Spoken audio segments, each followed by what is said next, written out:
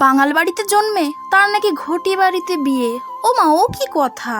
শাশুড়ি মেয়েও জানিস তেমনি দেয় না এক ফোঁটা মাছ মাংস ডিম আমিষ খেতে। ওরে কি বলিস রে! বাঙাল বাড়িতে জন্মে বাঙাল বাড়ির মেয়ে হয়ে মাছ মাংস খাবে না? এ কি বলে!